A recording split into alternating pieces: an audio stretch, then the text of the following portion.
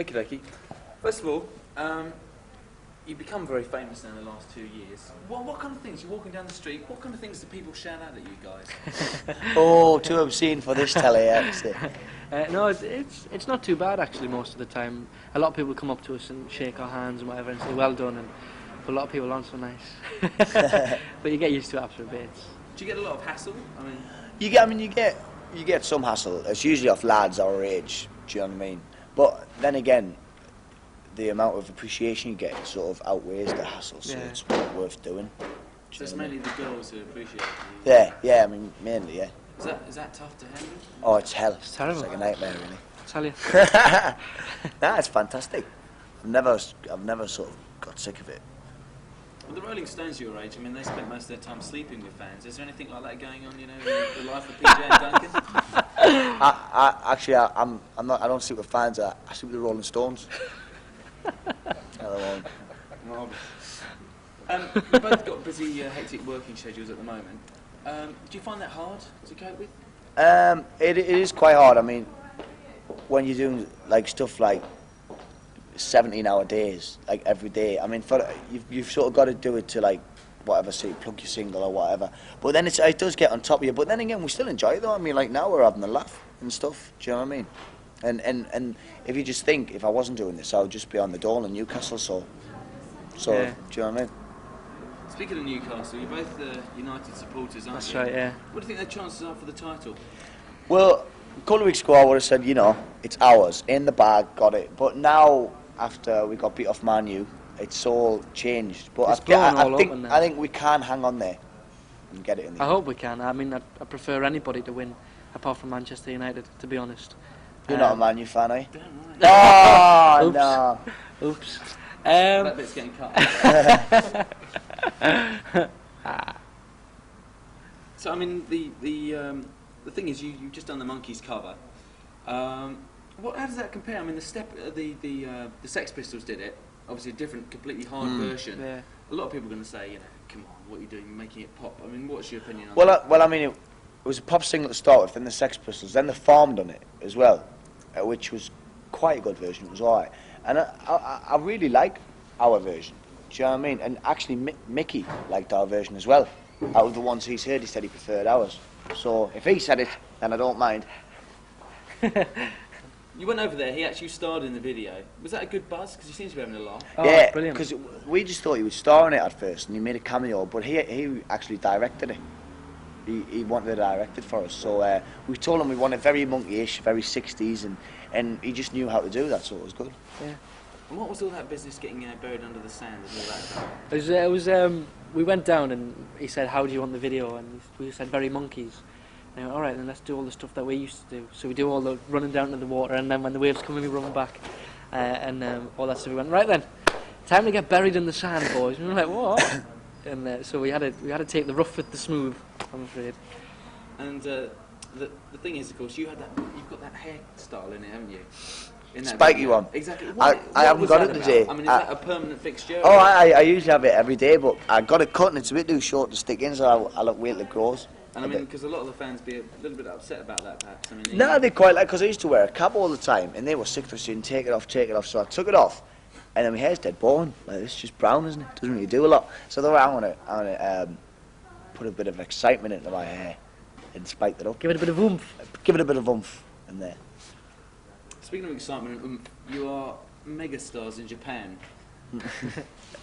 What's that like? What's it all about? Brilliant. I mean, the first time we went over there, it was like I'm getting off the plane after a 16-hour flight, and like it was just the same as back home. All the fans knew us, and knew our names and knew everything about us. And we've sold a lot of albums over there. And now we're going to do our first tour, and that's sold out within a matter of days. So it's very, very exciting to crack any other country. Anywhere. It's very, very exciting. And does it compare to home? Well, it's completely like a different kettle of fish, really, isn't it? It's very different. But at the same time, it wouldn't mean half as much if we hadn't cracked Britain first. I think. I mean, it's always your home country is the one. That's place what you want to do make best it. you know what I mean? Prove to people that you're actually doing something. And is there any different reaction that you get, you know, from the girls there to the girls here? The girls over there are a lot more emotional. They'll cry, like really just at the drop of a hat. Do you know what I mean? And they'll jump up and they give you Mexican waves when you come out of the hotel and that. They're very hyperactive. Very enthusiastic. But everybody like, if you think of Japanese people, everybody seems to think, you know, they're dead quiet and timid.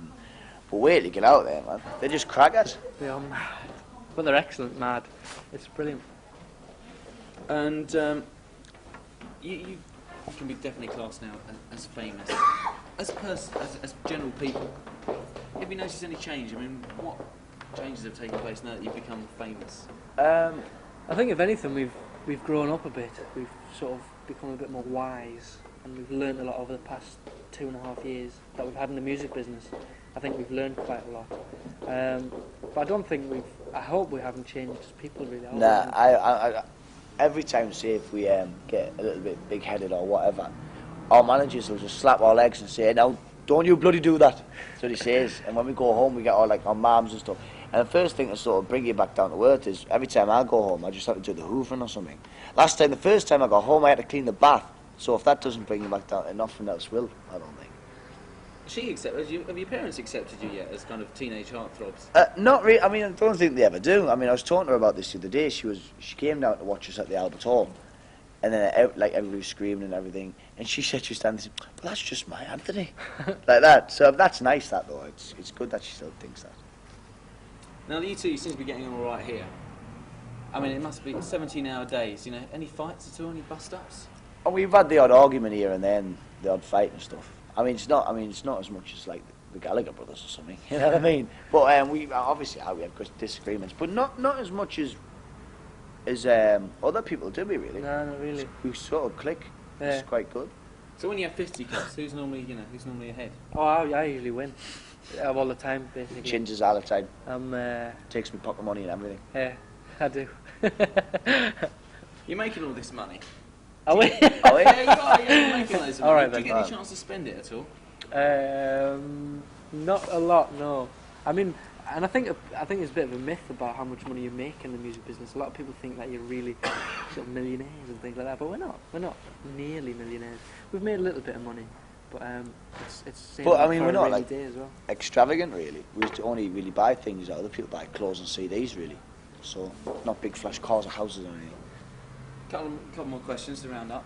The future. You've got the show at the moment, which is doing really well. You've got the pop career, which is doing really well. What's next for PJ and Duncan or Ant and Dec? I don't know really. We're just sort of going to see how it goes. Do you know what I mean? Everything's went so well. We're lucky really. So I think we just got to wait and see what's around the corner. We've been offered a few drama things and some other roles in TV shows. So anything in the Jane Eyre mould, anything like that, or is it a bit more kind of hard-hitting drama? It's just one of the series was quite a hard-hitting drama, wasn't it? Yeah. We just have to see how the music goes and that, and maybe see what we do next year. Good. Heroes musically. Musically, the Beatles, obviously, Yeah. a lot of people's heroes. Paul Weller. Sorry, what do you think of the new single? Just to I like it. I prefer it to Freeze a Bird, actually. Yeah. I like that one. I can't believe it was banned by Radio 1. It's a bit of a weird move, that one. Yeah, I like it. Sorry, and Yeah, and Paul Weller as well. I'm a big fan of him in the jam and style council and a lot of things he's done. Do you get a regular diet being a pop star? A regular diet. Yeah. It's not actually too bad. Especially when you're on tour, you get into a bit of a routine because you have dinner at 7 in the evening, and then you can have breakfast next morning in your hotel or whatever, and you just go through. You do sort of, keep to a regular sort of eating pattern. You don't get Mac attacks at all. You don't. Not too often. Every now and again we splash out on one. Is there anything either of you kind of binge out on? Beer, probably. If I'm being honest, it's probably what it is. Are you is that a problem? Drinking loads of lager and then dancing afterwards? No, you never. I would never drink before when on stage. Only afterwards. We dance for them. We drink loads of lager. So normally the after-show parties at PJ and Duncan are normally a big hoot then? They're quite good, They're a laugh. They're a laugh. Lovely. All right, thanks so much. Thank you. Cheers, mate. Cheers.